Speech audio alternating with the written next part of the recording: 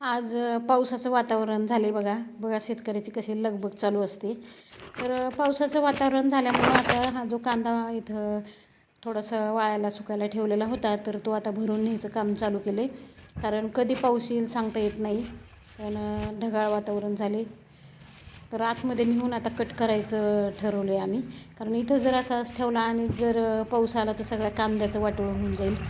कारण कांदा यावर्षी पाणी ह्याला कमी पडलं, त्यामुळं थोडं कमी प्रमाणामध्ये आलेलं आहे.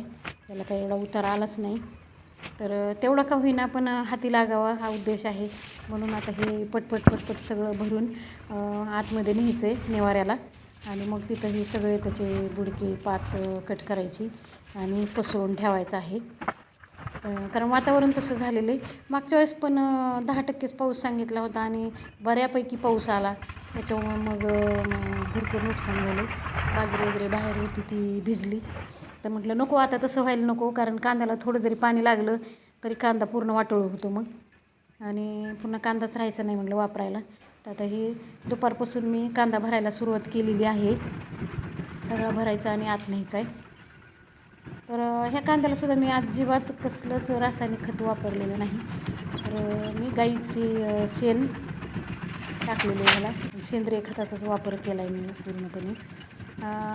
बहुतांशी सगळ्याच म्हणजे फळभाज्या किंवा आपल्या पालेभाज्या असतील, कांदा, लसूण, मिरची ह्या ज्या वापरायच्या आहेत त्या मी शक्यतो सेंद्रिय खतच टाकते यांना, जेवढं शक्य होईल तेवढं. पण जो विक्रीचा माल आहे त्याला मात्र सेंद्रिय खत काही एवढं टाकण्यात येत नाही. कारण रासायनिक खताशिवाय त्याची वाढ होत नाही. आणि वाढ जर झाली नाही तर मग उत्पन्नाचा स्रोत काय, फक्त शेतकऱ्याला मालच, शेतीमालच, या व्यतिरिक्त काहीच नाही. तर मग थोडंसं बाकीचं पण आमच्या गरजा भागल्या पाहिजेत ना, त्यासाठी मग भरपूर उत्पन्न यावं हा उद्देश असतो. म्हणून मग बाहेर जे दुसरं सोयाबीन हे आहे तर त्याला खत घालण्यात येतं रासायनिक. तर सगळे शेतकरी घालतात, कारण विलाजच नाही आहे त्यांना. कारण जर सेंद्रिय खत वापरून जर उत्पन्न काढलं तर ते कमी प्रमाणामध्ये येतं आणि त्याला बाजारभाव असा काही व्यवस्थित मिळत नाही. त्याच्यामुळं ज्या काही आमच्या शेतकऱ्यांच्या गरजा आहेत त्या काही पूर्ण होत नाहीत. एक तासही भरपूर कष्ट आणि त्याच्यात पुन्हा त्याचं जर बेनिफिट कमी मिळालं तर शेवटी काही निराशेच हाती राहते. त्यामुळे हे बघा फक्त खाण्यापुरतं. मग ते आरोग्य तर जपलंच पाहिजे ना.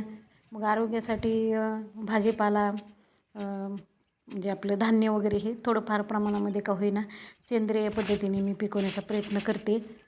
आणि घरात शक्यतो सेंद्रियच भाजीपाला वापरते मी. तर बघा इथं असं पटपट चाललं आहे आपलं कांदे भरायचं.